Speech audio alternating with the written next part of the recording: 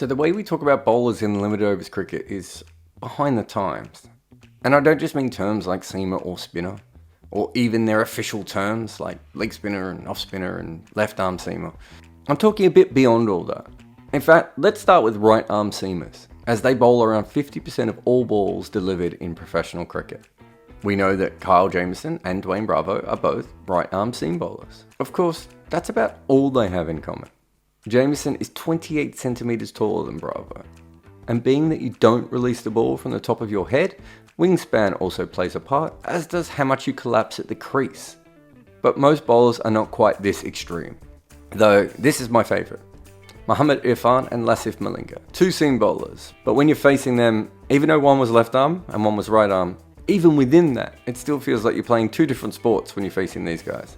But even between the less extreme, there is just a lot of variation. And one way of showing this is just through pace. Historically, we've looked at the higher speeds or the average speeds. Top speeds let you know what a bowler can get to on a very good day, and average speeds is decent for tests where there aren't that many slow balls bowled, but not so much for white ball cricket. They also don't show the patterns of the bowlers, but I found someone who has. One of my favourite new analysts in cricket is Kartikeya Manchola, who has gone from doing cool things on Twitter to offering up information packs on series and writing a few articles as well. And for this IPL, he's released a cheap packet of information for hardcore T20 fans. It has a lot of cool stuff like depth charts and info on when players are good, a look at strengths and weaknesses of squads. For me, it just saves a lot of time, as usually I start making something like this for myself, and then I get obsessed with why one bowler seems to have a higher level of leg buys than anyone else. And 3 hours later, I've learnt about that, but achieved little else. But on top of the matchup data and team analysis, this time there is also something he's included for the bowlers, something he calls speed distribution. And this is definitely something I am up for. Basically, it looks like this. This is the pace that Mustafizur Rahman has bowled over the last few years. And straight away you can see what a range of speeds he delivers at. He never bowls much beyond 140, and his slowest slow ball is rarely in use, but it clocks around 105 clicks. But really from 117 to, let's say, 137, he just has a lot of variation. And that's because he has a full speed ball, a fast cutter, and a slow cutter. Now I know all this because I'm already obsessed with him, but I've never actually seen it shown so clearly in front of me. But once I went to Mustafizur, of course, I wanted to know about other speed distribution maps. He was quite clearly the first one I went to, but Dwayne Bravo was second. Let's just look at them side by side for a second. They don't at all look alike. And yet both of these guys are known as change-up bowlers. But Bravo has two paces, low 130s at top speed and around 105 for his slower ball. He's what you'd call a two-pace bowler. The Fizz is really a three or maybe even a four-pace bowler. I mean, he has range. But when I just looked at Bravo alone, I was actually just surprised at how little he bowled his slow ball. He is one of cricket's most famous change-up bowlers. So this is not really what you'd imagine from him.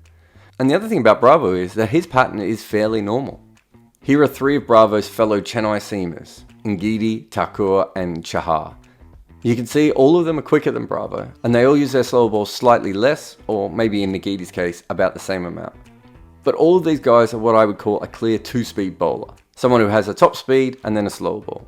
This seems to be one of the most common things I found. Most bowlers just have their normal ball and their variation ball. But there are other kind of bowlers like Nathan Coulter-Nile and Harshal Pandya, who seem to have more of what you would say three speeds. Or in Pandya's case, maybe just more of a natural spread. This could be from different kinds of slow balls or just from different methods of bowling cutters. One where you fully break your wrist and try and spin the ball a little bit, and the other one where you just want to take the pace off. So if you're a three-speed bowler, it probably means you either have two cutters or you have one cutter and perhaps a knuckleball. Those are two of the most popular slow balls, and the other most popular one is the back of the hand slow ball. It's essentially a wrong-un, and even at top arm speed, it's hard to get it beyond 115 kilometers, whereas cutters can be quite fast by certain bowlers. And look at Tom Curran here. He has three speeds of bowling, that's quite clear, but his main two balls are the on-speed ball and the back of the hand ball, and there's almost 30 kilometers per hour between them. And if you compare that to someone like Sandeep Sharma, who has a more traditional seamer and off-cutter, you can see just how different the patterns of the two of them are. Sandeep Sharma doesn't have much of a gap between his slowest ball and his fastest ball. And you can also see from here that Sharma bowls around a fifth of his balls as a slower ball, whereas Tom Curran bowls off pace about 50% of the time, and the other one is just the difference in the speeds. Sandeep's slower ball is about 15 to 20 k's slower, nowhere near the 30 k's of Curran. And Curran is a proper change-up bowler and he has a lot of variation. But I did find one bowler who had far less variation but used it a lot. As most of the bowlers who have a lot of change-ups usually bowl a lot of different balls, they might have 2, 3, 4 variations. A bit like what Mustafizur's looked like before. But I found one who only has 2 speeds, fast and slow, almost as much as each other. This is Harshal Patel. Now I wonder if some of this is just because he's bowled less than some of the others. But this is also quite a unique pattern. He has 2 deliveries and he almost bowls them exactly the same. Even if this is a small sample size, it is still kind of a little bit remarkable. And he really doesn't look like other 2-pace bowlers. So we've talked about 4-pace, 3-pace, 2-pace, and I suppose now we have to talk about 1-pace bowlers. There isn't really what you would call a 1-pace bowler. It's impossible in T20 cricket to be able to bowl only 1 pace if you're a seam bowler. You just get lined up too easily. But there are certainly bowlers who do it a lot more than others. This is Jason Holder, Umesh Yadav, Shivam Mave, and Mohammad Shami. You can see that they're all quite similar to each other. It would be wrong to say none of them have a slower ball, but they certainly don't really have real bumps on their slower balls like other bowlers. But I think the most important thing here is actually just how often they bowl near their peak of their speed, which is quite a lot. This is probably as close as we're going to find to bowlers who bowl just at 1 pace. If you were facing these bowlers, you would know more or less exactly what speed the ball was going to come down to you, almost every time. And so far we've been talking about the quicks, because generally when you're talking about speed of bowling, that's what you do. But there are also a few patterns in the spinners. Sunil Narine just has a natural spread sort of from one main pace that he bowls. And this is really common in T20. Spinners tend to find the speed which stops them from getting whacked, and they stick to it. And there's a little bit of variation within that. Yeah, on a certain pitch they might bowl a little bit slower, and on other pitches they might bowl a little bit quicker.